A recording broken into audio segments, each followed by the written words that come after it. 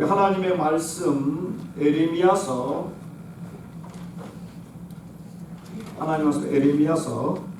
32장 1절에서 15절까지 말씀입니다. 에레미야서 31장 15절에서 1절에서 15절까지 말씀. 구약성경 1103쪽에 있습니다. 1103쪽이요.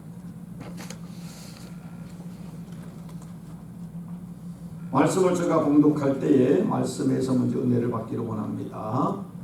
유다의 시드기야 왕 열째 해 곧 느부갓네살 18째 해에 여호와의 말씀이 에레미야에게 임하니라.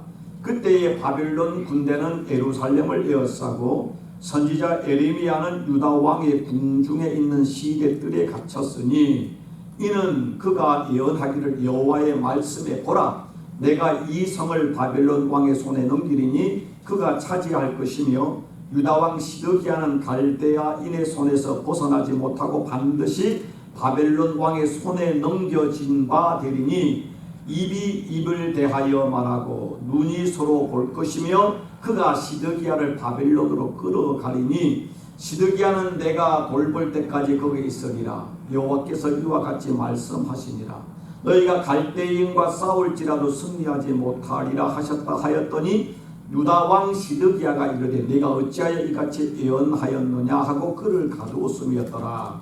에레미야가 이르되 여호와의 말씀이 내게 임하였느니라. 이르시기를 보라 내 숙부 살룸의 아들 하나멜이 내게 와서 말하기를 너는 아나봇에 있는 내 밭을 사라 이 기업을 물을 권리가 내게 있느니라 하리라 하시더니 여호와의 말씀과 같이 나의 숙부의 아들 하나멜이 시대들 안에 나에게 와서 이르되 청하노니 너는 베냐민 땅 아나봇에 있는 나의 밭을 사라 기업의 상속권이 내게 있고 물을 권리가 내게 있으니 너를 위하여 사라 하는지라. 내가 이것이 여호와의 말씀인 줄 알았으므로 내 숙부의 아들 하나멜을 아나돗에 있는 밭을 샀는데 은 17세겔을 달아주되 증서를 써서 봉인하고 증인을 세우고 은을 저울에 달아주고 법과 규례대로 봉인하고 봉인하지 아니한 매매 증서를 내가 가지고 나의 숙부의 아들 하나멜과 매매 증서에 인친 증인학과 시계들에 앉아있는 모든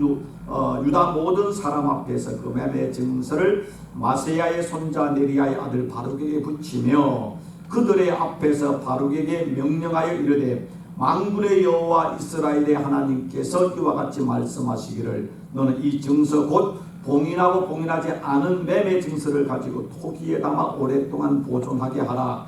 만군의 여호와 하나님 이스라엘의 하나님께서 이와 같이 말씀하시니라. 사람이 이 땅에서 집과 밭과 포도원을 다시 사게 되리라 하셨다 하니라. 아멘. 할렐루야. 여러분이 이렇게 마스크를 쓰고 계시니까 찬송할 때 찬송을 하시는지 안 하시는지 구분이 안 가네요. 다 열심히 하고 계시죠? 예, 감사합니다. 예, 이 마스크를 쓰고 찬송을 드리고 예배드리면 쉽지 않음에도 이렇게 또 이렇게 세상에 좀 요소함에도 불구하고 이렇게 예배에 열심히 나오신 여러분 진심으로 또 환영하고 축복하고요. 또 비록 나오지 못할지라도 집에서 온라인으로 또 마음을 다해 예배드리는 모든 성도님들에게 하나님의 은혜가 함께하기를 주 이름으로 축원합니다. 아멘. 지난주 5월 19일 날 미주 한국일보에 나온 기사에 보니까 하버드 대학교의 보건대학원에서 연구한 조사가 나왔습니다. 그 보건대학원에서 간호사 66,492명, 남자 의료 전문인 43,141명, 도와 한 11만 명 됩니다. 엄청난 숫자죠. 이 숫자들을 이렇게 조사를 했는데 조사한 내용이 뭔가 하면은 당신이 교회 예배를 출석하느냐 안 하느냐 그걸 물은 겁니다. 그런데 그래가지고 교회에 일주일에 적어도 한 번 예배에 나가는 그 여자 간호원들과 또 예배 전에 나가지 않는 그 일반 그 여자 간호원들을 비교하니까 교회에 일주일에 한 번이라도 예배 나가는 사람들이 교회 예배 나가지 않는 여자 간호원에 비해서 절망감에 의한 사망률이 68%가 낮다는 것이 나왔습니다. 엄청난 차이가 나왔습니다. 남자 전문 의료인들 숫자가 43,141명인데 남자들 중에 그러면 일주일에 한 번이라도 교회 예배를 나가는 사람과 전혀 예배를 나가지 않는 사람을 또 비교했더만은 그 사이가 절망감에 의한 사망률이 33%가 차이가 났습니다. 그러니까 그 예배 나가는 사람보다 예배 나가지 않는 사람 33% 이상 절망감에 의한 사망률이 높았습니다. 그러면 그래서 절망감에 의한 사망률이 뭐냐? 이게 이들이 말할 때 삶을 사는 누구나 스트레스가 있고 노이로제가 되잖아요. 스트레스 쌓이면 노이로제가 되잖아요. 그러니까 힘드니까 이 사람들이 너무 인생이 힘들고 어려우니까 스트레스가 쌓여서 마약을 하거나 또 알코올을 하거나 이게 중독되어 가지고 그래서 중독으로 죽어가거나 아니면 스스로 자살을 하거나 이런 사건. 그러니까 절망감에 의해서 도저히 자기 제정신으로 살 수 없어서 술을 먹거나 아니면 마약해서 그렇게 중독되어 죽거나 아니면 자살하는 사람들이 이렇게 상대적 엄청난 차이가 나더라는 것입니다. 다른 말로 예배를 나와서 우리가 어떤 예배에서 은혜를 받으면은 우리 안에 뭐가 생깁니까? 삶에 대한 희망이 생깁니다. 그래서 성경을 저는 한마디로 말 때 무슨 책이냐? 희망의 책이라고 말하고 싶습니다. 하나님은 희망의 하나님입니다. 절망은요 불행으로 인도하고요 그 절망은요 죽음에 이르는 병입니다. 특별히 요즘처럼 이렇게 코로나 때문에 참 이렇게 예수를 믿는 사람과 믿지 않는 사람 또 믿음이 좋은 사람과 믿음이 또 약한 사람의 차이는 뭐냐? 정말로 이런 상황 속에 여전히 희망을 가지고 기쁘게 사냐? 아니면 불안과 근심 속에 낙심하냐? 이건 근본적인 차이가 믿음의 유무의 차이인 것입니다.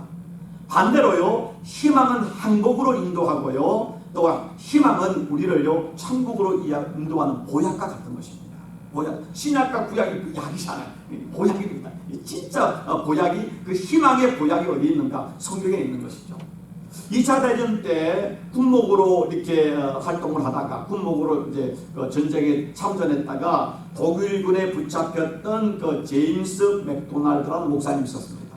이분이 이제 독일 포로 수용소에 갇혀 있는데 많은 연합군 미군들을 비롯해서 많은 연합군들이 갇혀 있는데 얼마나 그 생활이 힘들겠습니까?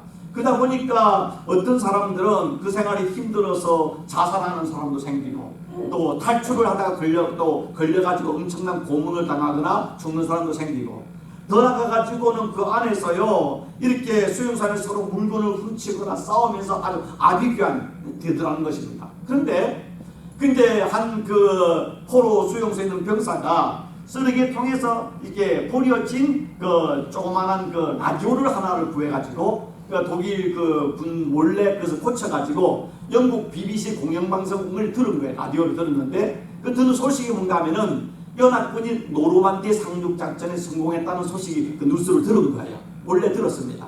듣고 이 사람이 이제 제임스 맥도날드 채플린 목사님을 찾아와가지고 이제 그 이야기하고 그러다 보니 그 이야기 사방에 퍼지지 않았겠습니까? 자기의 손에 퍼지는데 그런데 똑같이 지금 포로 수용소에 있고 똑같은 상황이고 똑같은 사람들인데 이제 그 소문이 이제 노르만디 상륙 작전이 성공했다는 그 소식이 퍼져나가고 나니까 완전히 포로 수용소의 사람들 생활이 바뀌어버리는 거예요. 그러니까 그전에는 자살을 하거나 아니면은 도둑질을 하거나 싸우거나 탈출을 하거나 아주 절망적 상황인데 사람들이 갑자기 바뀌어가지고 심지어는요 사람들이 이렇게 털이니까 주변에 많잖아요. 할 면도기가 없으니까 심지어는 사금팔이 조각이라든가 우리 조각 가지고도 자기 이렇게 면도를 하는 거예요. 면도를 하고 그 다음에 독일군들이 자신을 향해서 총을 겨누어도 두려워하지 않고 지나가면서 자기들끼리 옛날에 싸우고 서로 욕을 막 F워드를 했는데 그걸 하지 않고 서로가 하이파이브를 하고 웃고 하니까 한동안은 이 독일 군인들은 연합군들이 노르만디 상륙작전에 된 걸 아직 몰랐던 거예요. 저 친구들이 왜 갑자기 바뀌니까 이 군사들이 깜짝 놀라는 거예요. 독일 군인들은 무슨 일이 일어났냐 이거죠. 콧노래를 부르면서 중노동을 하면서도 힘들어하지 않고 콧노래를 부르죠 하니까 그랬는데 나중에 독일 군들이 이제 연합군이 노르만디 상륙작전에 성공했다는 소식을 자기들 듣고 이제 알았던 거죠. 무엇이 우리 삶을 변화시켰습니까? 똑같이 그 안에서 포로 수용소 어제나 오늘의 똑같은 상황이고 열악한 상황인데 단지 노르만디 상륙 작전이 성공되었다. 그게 뭡니까? 이제 우리가 집으로 돌아갈 수 있겠구나. 이제 우리가 이곳에 석방될 수 있겠구나라는 희망을 가지니까 똑같은 상황, 똑같은 환경인데도 사람들의 행동이 완전히 뒤바뀌어지는 것입니다. 이 극단적인 데 있지만은요, 인간은 무엇으로 삽니까? 희망으로 사는 것입니다. 희망으로 사는 것입니다. 희망이 없으면은요, 천국을 같은 환경 속에서도 지옥을 살 것이고, 희망을 가진 사람은요, 지옥 같은 환경 속에서도 천국을 경험할 수 있는 것입니다. 그래서 오늘 설교 제목이 절망적 상황에서 살 희망 이렇게 했습니다. 좀 이걸 길게 말하면 절망적 상황에서 피어나는 새 희망, 피어나는 참 희망 이렇게 말할 수 있습니다. 오늘 성경 본문이 에레미야서 32장 아주 유명한 말씀이죠. 자, 하나님의 선지자 에레미야가 이제 이스라엘 남유다의 이제 궁중 안에 있는 시대에 갇혀 있었습니다. 하나님의 선지자가 왜 시대에 갇혔습니까? 하나님의 말씀을 전하다가 갇혔습니다. 근데 그 이제 이 에레미야의 삼촌 살룸인데, 살룸의 아들인 그 하나멜이 이제 이 에레미야의 그 감옥을 찾아온 거예요. 그러면 지금 하나멜하고 에레미야는 어떤 관계입니까? 외촌이죠. 사촌이잖아요. 그러니까 삼촌의 아들이니까 모르십니까? 예, 사촌은 상당히 가까운 관계 아닙니까? 그러니까 지금 자기 사촌이 지금 자기 큰아버지 아들이 그 하나님의 그 선지자가 갇혀 있으니까 사촌이나 하나멜이 당연히 매년 와야 되지 않겠습니까? 그 매년을 왜 와야 되겠습니까? 아이고, 우리 사촌 형님이 지금 그 하나님의 종이 지금 가에 갇혀 있으니까 내가 그곳에 가서 우리 매년을 해가지고 위로를 줘야지. 아니면은 또 그곳에 제대로 밥을 못 먹으니까 영치금을 넣어줘가지고 밥이라도 사 먹게 해줘야지. 아니면 그곳에 추울 텐데 옷이라도 갖다 줘야지. 그렇게 하는 게 당연한 거 아니겠습니까? 근데 이 사촌 하나멜은 그곳에 와가지고 매년을 와가지고 매년 와가지고 얼마나 고생이 많냐고, 그리고 또 밥 먹었냐고, 밥을 주거나 옷을 주는 것이 아니라 뒷뜸하는 말이, 형 지금 그 우리 아버지 땅이 저 아나도에 있는데 이 땅을 지금 우리가 팔라고 하는데 당신 우리 같은 가문이기 때문에 당신 기업 물을 자니까 이 땅 좀 사라고, 땅 좀 사라는 것입니다. 땅 좀 사라고. 그런데 그럼 생각해보세요. 지금 감옥에 갇힌 사람에게 와가지고 땅 사라고 하는 거는 이거 불난지 부처지라는 거 아닙니까? 그래서 이 상황이 뭐냐면은 지금 전쟁 상황입니다. 이 땅을 팔아도 살 사람이 없는 거예요. 이거 다 나라가 망하면 다 휴지 조각인 것입니다. 근데 이 사촌이라는 녀석이 와가지고 하는 말이 감옥에 갇혀있는 선지자 에레미야 와가지고 땅을 사라는 겁니다. 그런데 또 에레미야는 그 말을 듣고 내 땅, 그 땅을 또 은 17세계를 주고 그 땅을 샀단 말입니다. 여러분 그렇지 않습니까? 인간은요 경제적 동물입니다. 경제적 동물이라면 다른 말로 하면 인간은요 이기적이고 내게 이익이 되는 것을 추구합니다. 이익이 안 되면 우리 안 하잖아요. 어떤 우리가 물질적 이익이든 정신적 보상이든 뭔가 우리에게 계산을 머리를 쫙 돌리는, 컴퓨터보다 우리는 더 돌리잖아요. 뭐 이야기를 듣거나 뭐 하면 쫙 돌리면서 저것이 이익이 되냐 안 되냐, 얼마나 이익되냐 다 보면서 우리가 말하고 행동하고 결정하고 투자를 하잖아요. 근데 이 상황은요 도저히 에레미야에게는 아무 이익이 안 되는 것입니다. 예를 들어서 사람이 뭐 투자를 할 때에 투자의 3대 원칙이 있습니다. 그런 이야기들을 들어보시는 모르지만 첫 번째는 안정성입니다. 사람이 어디 주식이나 부동산에 투자할 때 제일 중요한 안정성입니다. 저 회사가 부도날 회사에 투자하는 사람 아무도 없잖아요. 저 회사가 안전한 회사냐, 저 회사는 망하지 않을 것인가, 안정성이 제일 중요하고요. 두 번째 보는 게 뭐냐면 수익성인 것입니다. 아무리 안전해도 내가 돈을 넣었는데 금리보다도 내가 이윤을 못 얻는다. 그런 필요가 없잖아요. 이거 이 회사에는 안정된 회사인데 내가 돈을 지금 10,000불을 투자하면은 1년 후에는 뭐 10%가 남는다, 20%가 남는다. 뭐 그걸 사가지고 그 투자의 수익성을 보고 또 우리가 투자를 하게 되잖아요. 투자를 하게 되지 않습니까? 세 번째 보는 게 뭐냐면 황금성이라고 합니다. 황금성. 아무리 안전하고요, 아무리 투자를 했는데 그 돈이 이렇게 이윤이 남는다 할지라도 내가 필요할 때 그 돈을 꺼내 쓸 수 있는, 내가 그것을 현금화할 수 있는 게 투자를 해야 되는 것입니다. 어떤 분들은 한국에요 보면은 땅이 있는데 부자예요, 부자. 땅값도 올라가요. 그런데 그 땅 자체가 국가의 어떤 정책에 묶여 있는 겁니다. 그러면 땅 부자는 부자는 부자에게 세금도 내는데 땅을 팔 수가 없어요. 땅을 현금화하지 못합니다. 그러면 그 사람 뭡니까? 그건 아무 쓸모가 없는 거죠. 자기 후손 때는 쓸지 모르지만 자기 때는 가난한 거예요. 황금성이 없는 것입니다. 그래서 모든 투자의 3대 원칙은 얼마나 그것이 안정성이 있느냐, 수익성이 있느냐, 그게 황금성이 있느냐를 보고 이 세 가지를 종합해서 사람들이 투자를 하게 되어 있는 것입니다. 그런데 지금 이 아나돗이라는 이곳은, 이 땅은 원래 선지자의 고향이고 에레미야의 고향입니다. 중요한 곳이 자기 조상의 유업으로 받은 땅이죠. 그런데 지금 이 상황 속에서는 이것은 안정성도 없고 수익성도 없고 황금성도 없는, 이거는 투자로 봤을 때 제로에 가까운 것이죠. 아니 마이너스인 것입니다. 사면 안 되는 거예요. 그런데 그 땅을 에레미야가 지금 그의 사촌인 지금 하나님에게 샀다는 것입니다. 자, 에레미야가 감옥에 갇혔는데 이때는요, 유다왕, 오늘 성경에 보니까 시드기야 10년째다라고 하는데 역사적으로 기원전 588년입니다. 자, 북이스라엘이 지금 그 시간대, 지금 이 말씀이 나올 때보다 134년 전인 BC 722년에 그 아실에서 망했고, 이제 지금 주전 588년 시드기야 왕 10년째인데 그 다음에인 1년 전 주전 587년에 완전히 남유다가 다 망해버립니다. 바빌론에서. 지금 이 상황은 뭐냐면 밖에는 지금 바빌론 느부갓네살 왕이 대군대를 데리고 와가지고 완전히 예루살렘 성을 포위해가지고 그 안에 있는 유다 시드기야 왕을 비롯한 모든 이스라엘 백성들은 도간에 든 진입니다. 그런 상황 속에서 그 땅이 무슨 의미가 있겠습니까?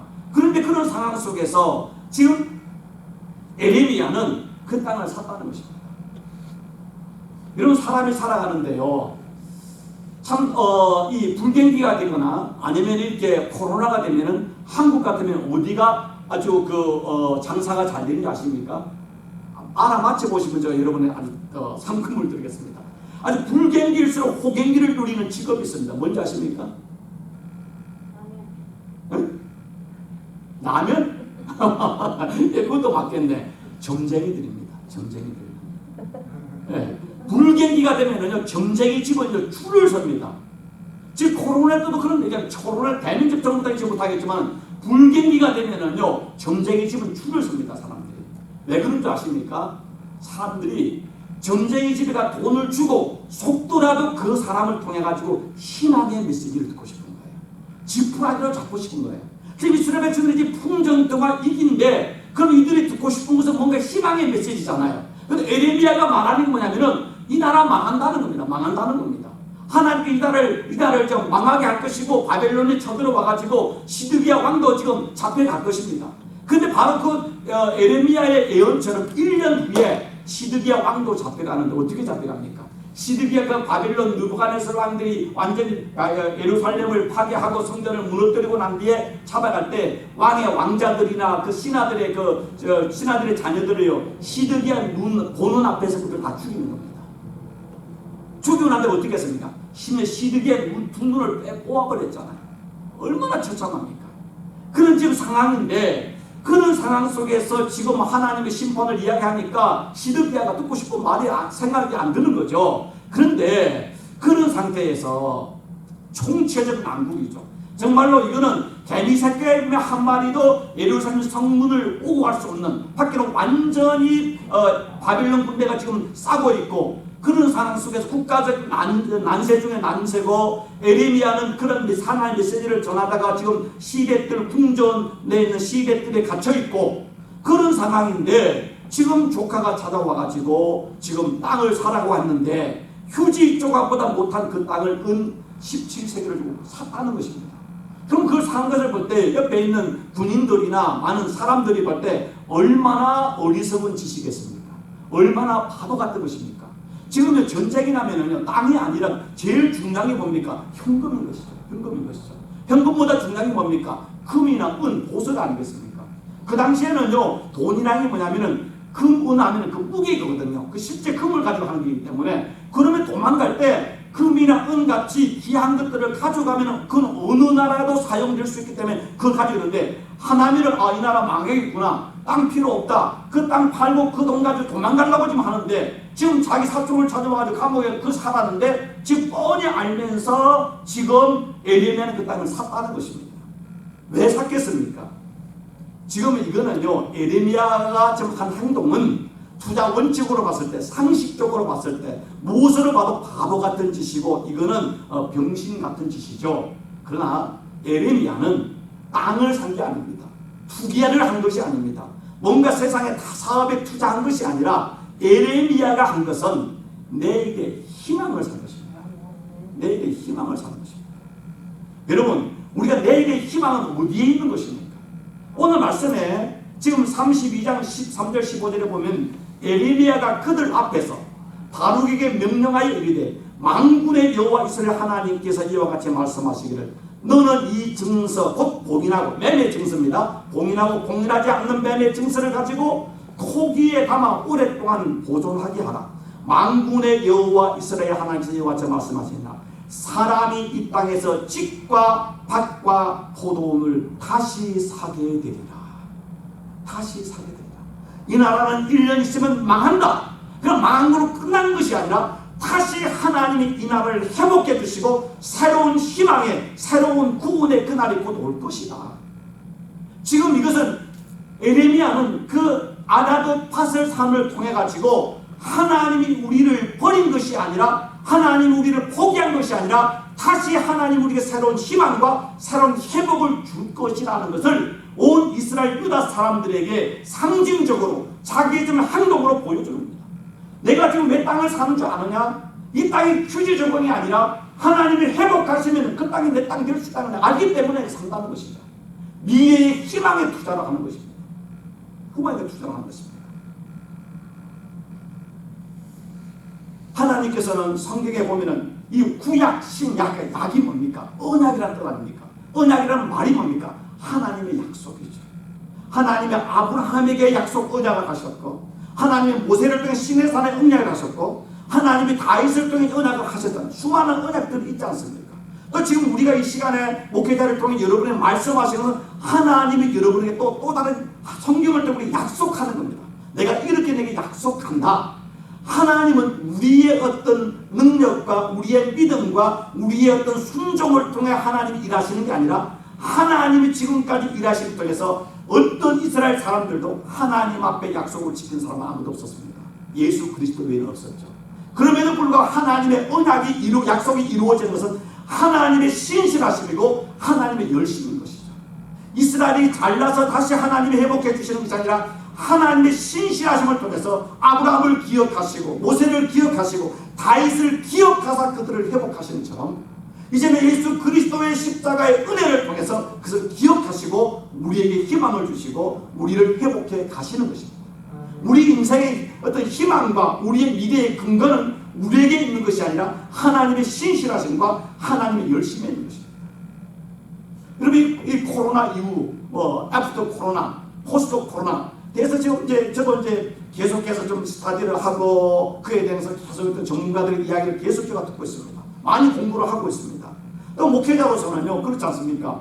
세상이 어떻게 돌아가고 어떻게 변할 것이고 4차 산업혁명 시대가 앞으로 어떻게 변화될 때 어떻게 적응해야 될 것인가 많은 스터디를 하면서도 또 목회자이기 때문에 그럼 앞으로 교회는 어떻게 될 것인가? 분명한 사실은 애프터 코로나는 비포 코로나와는 완전히 다른 교회가 될 것입니다. 긍정적이든 부정적이든 그럼 많은 목회자들이 있지 않습니까?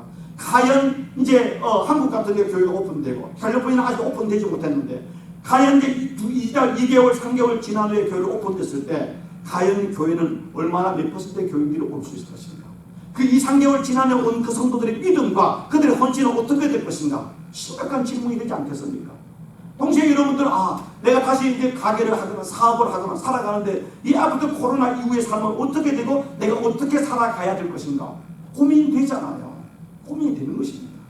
어떤 사람은 나는 나이가 들었으니까 이제 조금 살다가 죽으면 끝나지 뭐 그렇게 생각할 수도 있겠지만요 그렇게 쉽게 사람이 죽는 거 아닙니다. 쉽게 안 죽어요. 안 죽어야지 안 죽어야지 한 사람 금방 죽어요. 빨리 죽어야지 안 죽어요. 더 살 수 있는 거예요. 손은 하나님의 손으로 있지 않습니까? 그런데 우리가 이렇게 할 때 많이 불안과 공포가 있는데요. 어느 정신의학과 그 정신의학 교수가 이제 그 이야기를 하는데, 정신 상담을 받으러 많이 오잖아. 아주 유명한, 소위 말하는 이름난 사람들이 그 사람이 줄을 쓸 정도로 많이 오는 정신의학 교수인데, 이분이 그런 이야기 하더라고. 어느 날 딱 앉아 있었는데, 그 이제 자기 사무실 딱 들어오는데 자기도 그래 헉 깜짝 놀랐대요. 왜 놀랐는가 하면 그 여자의 미모에 깜짝 놀란 거예요.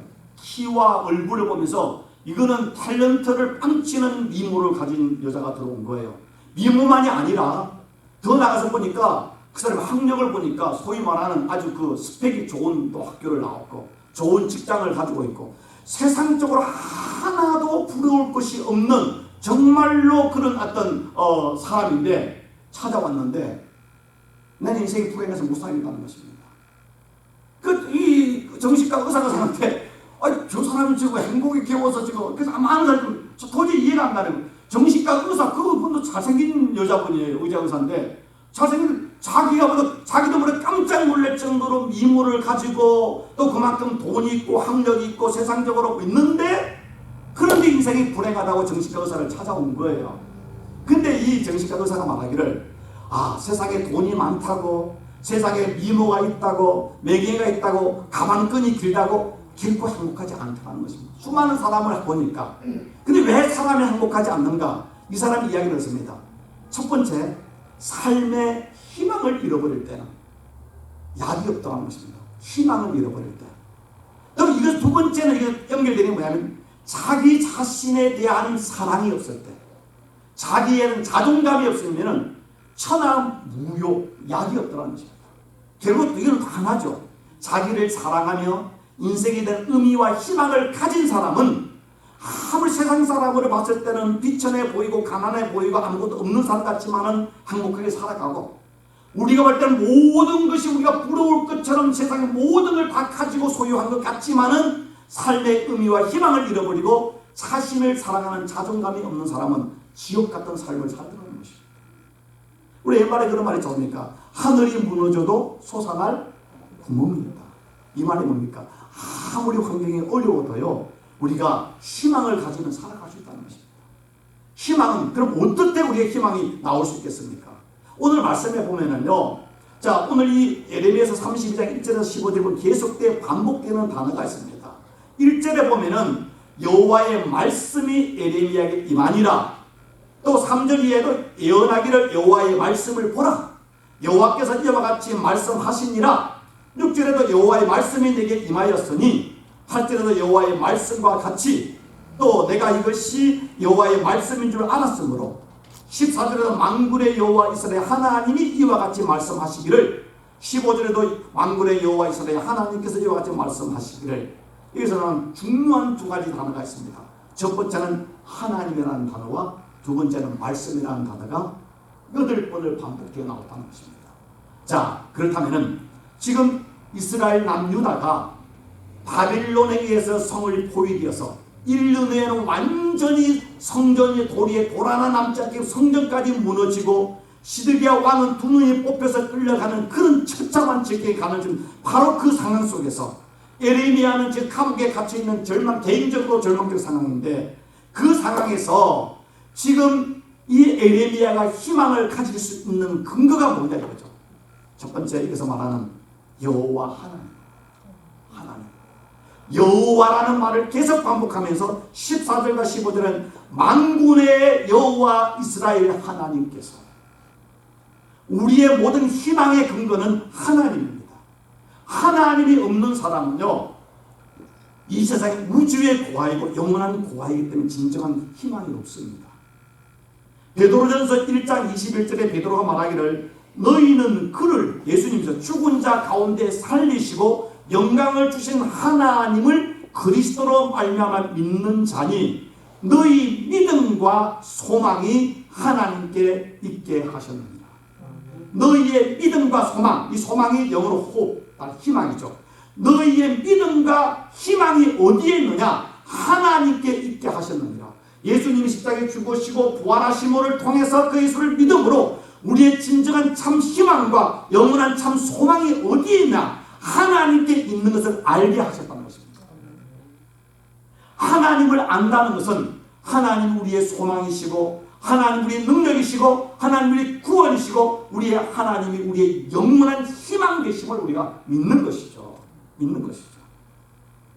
시편 42편 11절 3주 전에 설교 저 말씀이었습니까? 내 영혼아 네가 어찌하여 낙심하며 내 속에서 어찌하여 불안해하는가. 그러면서 너는 하나님께 소망을 두라. 너는 하나님께 희망을 두라. 언제 하나님께 희망을 두는지 아십니까? 우리가 잘 나갈 때, 건강할 때, 돈이 많을 때, 사람 칭찬받을 때는요, 하나님께 소망을 둔다는 말은 하지만 안 됩니다. 인생이 힘들고 내가 더 이상 세상에 의지할 것이 아무것도 없을 때, 내가 비천해질 때, 내가 육체적으로 경제적으로 너무 힘들 때, 더 이상 세상에 지푸라기로 잡을 수 없는 그 절망의 순간 우리는 뭡니까? 하나님을 바라보잖아요. 오늘 내 영혼아 네가 어찌하여 낙망하심하며 내 속에서 불안해하는가. 그래서 자기에게 질문하면서 너는 하나님께 희망을 두라. 지금 코로나 사태에서 우리가 세상의 어떤 뉴스나 어떤 백신의 문제에 하자지만은 우리가 붙잡을 게 뭡니까? 하나님께 희망을 두는 자만이 이 시대를, 이 난국을 이겨나갈 수 있는 것입니다. 시편 62편 5절에도 말하기를 나의 영혼아 잠잠히 하나님께 바라라. 무릇 나의 소망이 나의 희망이 그로부터 나오는도다. 하나님께로부터 나오는 것입니다. 하나님께 집중할 때 하나님을 내가 믿는 것만큼 하나님이 우리에게 주시는 것이 무엇이면 바로 희망인 것입니다. 꿈인 것입니다. 자, 하나님이라는 단어와 그럼 이 하나님을 주시는 희망, 하나님의 소망이 언제 나오는가 하면은 오늘 이 에레미야가 할 때 여호와라는 말과 함께 계속은 여호와의 말씀, 여호와의 말씀, 만군의 여호와 이스라엘 하나님께서 이와 같이 말씀, 하나님과 연결되는 말씀이잖아요. 하나님 우리가 어떻게 희망을 주시는가 하면은 말씀을 통해 주시는 것입니다. 말씀을. 그래서 복 있는 사람은 여호와의 말씀을 주야로 묵상하는 자다. 그래서 매일 하나님의 말씀을 묵상할 때 그 말씀을 통해 하나님이 우리에게 주시는 것이 뭔가 하면 희망이죠. 희망이죠. 말씀을 떠나서는 희망이 없습니다. 엠마오로 예수님이 십자가에 죽으시고 난 뒤에 낙심했던 엠마오로 간 두 제자가 그 부활하신 예수님을 만났잖아요. 부활한 예수님을 몰랐어요. 그래서 같이 가다가 언제 그들의 마음이 뜨거워졌습니까? 예수님이 말씀을 풀어서 그들에게 전할 때 그들은 낙심되고 절망해서 이제 예루살렘을 떠나서 엠마오로 내려갔는데 그들이 하나님의 말씀을 들을 때 가슴이 뜨거워지면서 다시 가던 길을 돌이켜서 예루살렘에 올라갔잖아요. 우리의 심령이 뜨거워지고 우리에게 희망의 용서좀 치게 하는 것이 뭔가 하면 말씀인 것입니다. 어려울 때 그 말씀을 붙잡고 성경을 읽고 설교를 들으면서 소망의 하나님을 붙잡을 때 기가 쫑긋하게 주의 말씀을 들을 때 그 안에서 하나님의 은혜를 경험하고 희망의 용서를 치는 것입니다. 내가 알 수 있는 환경과 조건을 넘어서서 주시는 하나님의 은혜를 경험하게 되는 거죠. 지금 에레미야는 하나님 말씀을 전하다가 지금 감옥에 갇혔습니다. 그럼 낙심하고 절망하고 원망하고 이렇게 불안해야 되는데 그 에레미야는 그 감옥 안에서도 하나님 말씀을 깊이 묵상하면서 사람의 소리에 민감한 것이 아니라 세상의 뉴스에 민감한 것이 아니라 그는 하나님의 선한 음성을 듣기 위해서 하나님 말씀을 묵상하고 하나님께 기도할 때에 하나님 말씀이 그에 임했잖아요. 하나님 말씀이 임했잖아요. 하나님 말씀이 임하니까 그 안에 담대한 희망이 능력이 나타나는 것입니다. 그렇다면은 자 우리가 하나님 말씀을 듣고 그 말씀의 어떤 희망을 붙잡는데 그 희망이 우리 삶에 오칭하기 위해서는 진짜 내 삶의 기적이 되기 위해서는 어떻게 해야 될지 아십니까? 오늘 에레미야는 하나님의 말씀이 임했습니다. 근데 그래서 지금 하나님이 왔습니다. 하나님이 땅을 사랑하니까 그 사람을 듣고 이야 이 미친놈 아니 내가 지금 이렇게 힘든데 와가지고 사촌이라는 녀석이 와가지고 이루어주는 게 아니라 자기 도망가려고 피난 가려고 땅 사라고 해? 하고 하는 것이 아니라 하나님께서 그렇게 말했잖아요. 하나님이 올 것이다. 땅을 사라 하면 이해가 되지 않아도 땅 사라.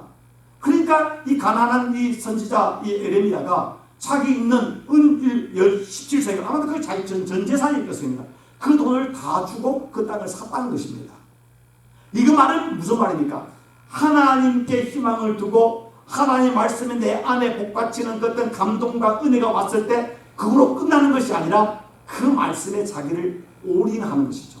투자를 하지 않았습니까? 자기의 물질을, 자기 마음을, 자기 시간을, 자기 에너지를 들여서 그 말씀에, 그러니까 하나님의 희망에 자기를 올인하는 것이죠. 투자하는 것이죠. 아무리 좋은 정보를 들어도요, 내가 투자하지 않으면 아무 사건이 일어나지 않는 것입니다. 그렇지 않습니까? 아무리 좋은 말씀을 들어도요, 그 말씀이 내 안에서 내가 순종하지 않으면은 내 희망으로 다가오지 않는 것이죠. 다가오지 않는 것이죠. 파츠를 산다는 것은 다시 말해 하나님 말씀에 이해가 되지 않아도 그 말씀이 지금 이익이 없어 보이고 손해가 된다 할지라도 하나님의 말씀이니 내가 거기에 내 인생을 걸겠습니다고 그 말씀에 순종할 때에 그 말씀이 70년 후에 하나님의 그 이스라엘을 회복하시는 은혜를 확인하잖아요.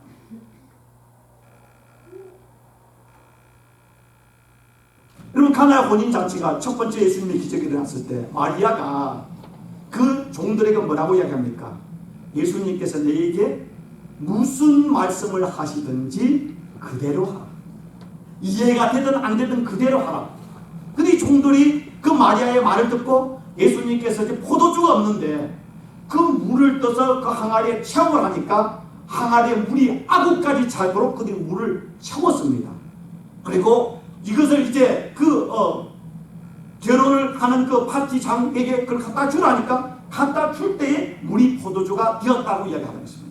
바로 우리 삶 속에서 지금 우리에게 중요한 것, 정말 희망의 그 벅찬 삶, 그 희망의 은혜를 가지고 살기 위해서는 우리가 하나님의 을 붙잡고 하나님 말씀을 묵상하면서 그 말씀이 우리 삶에 워킹하게 해서 마치 그 에레미야가 은 17세기를 주고 파티를 사는 것처럼 말씀에 순종하는 것. 내 삶의 작은 것이죠. 가정에서 일터에서 내가 어떻게 하나님 말씀의 희망을 찾고 내 미래를 위해서 말씀의 씨를 뿌릴 것인가, 내가 투자를 할 것인가, 자기를 드릴 때 그 안에 그 말씀이 싹이 나고 그 말씀이 꽃이 피고 열매를 맺어서 30배, 60배, 100배 열매를 거두지 않겠습니까? 지금은 뭐 할 때입니까? 추수할 때가 아니라 우리 희망의 씨를, 말씀의 씨를, 하나님의 약속의 축복의 씨를 뿌릴 때인 것입니다. 파종할 때인 것입니다.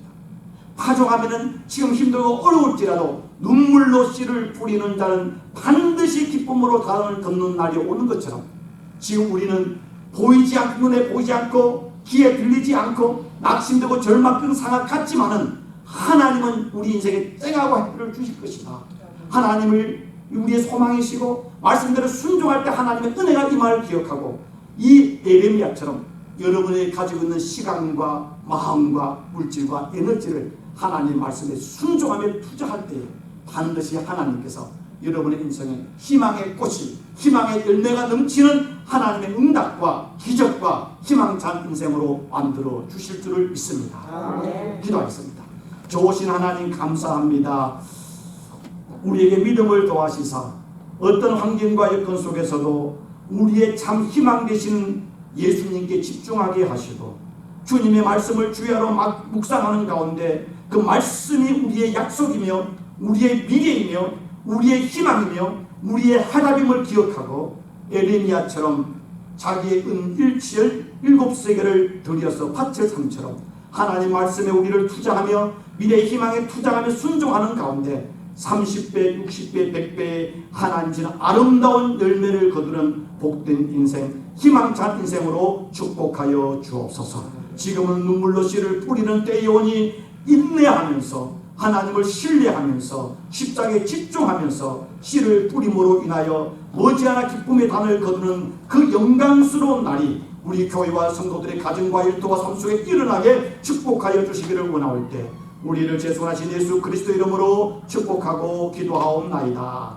아멘.